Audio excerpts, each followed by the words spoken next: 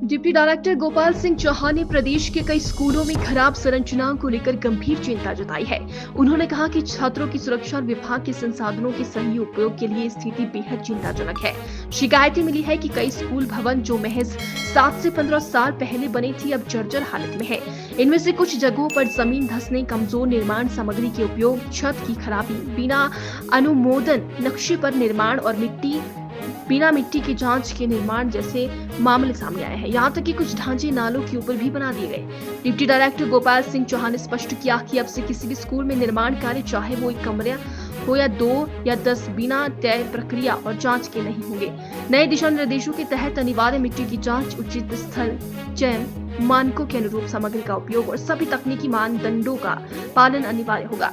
अनुमति तभी दी जाएगी जब ये शर्तें पूरी होंगी। उन्होंने कहा कि बच्चों की सुरक्षा विभाग की सर्वोच्च प्राथमिकता है और सुनिश्चित किया जाएगा कि 20 से 40 साल चलने वाली इमारतें 10-15 साल में ध्वस्त न हो। उन्होंने सवाल उठाया कि ऐसे जोखिम वाले ढांचों में बच्चों को पढ़ाने के लिए क्यों मजबूर किया जाए। उन्होंने कहा कि शिक्षा विभाग ने संकल्प लिया है कि भविष्य में किसी भी स्कूल निर्माण में नियमों की अनदेखी नहीं होगी और किसी भी तरह की लापरवाही पर कड़ी कार्रवाई की जाएगी। हाँ, कुछ जगह कुछ स्कूलों में कुछ ऐसी कंप्लेंट हमारे पास आई है कि कुछ ऐसे स्ट्रक्चर जो है वो स्कूल में बने हैं कि जिनकी अभी लाइफ 10-15 साल या 7 साल 8 साल अभी हुआ है उनको कंस्ट्रक्शन करके, लेकिन उनमें जो है वो कंप्लेंट उन स्ट्रक्चर में आ रही है।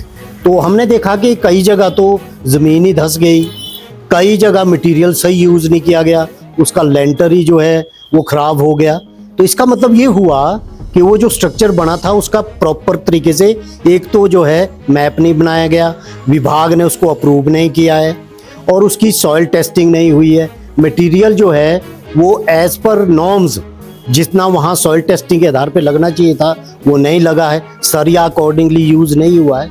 तो इन चीज़ों को कई जगह जो है नाले में ही जो है स्ट्रक्चर बना दिया गया है।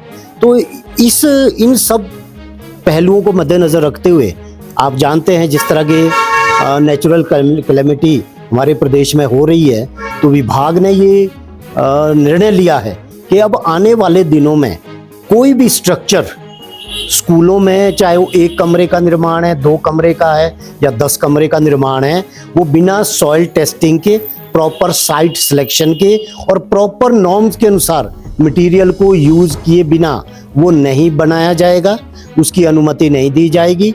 आपको अगर कोई कंस्ट्रक्शन स्कूल में करनी है तो आपको सारे नॉर्म्स वो लागू करने पड़ेंगे। बच्चों की सिक्योरिटी और उनकी सुरक्षा वो हमारी टॉप प्रायोरिटी है।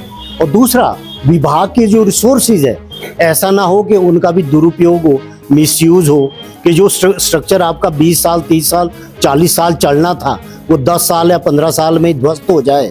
तो इससे बड़ा दुर्भाग्य और क्या हो सकता है।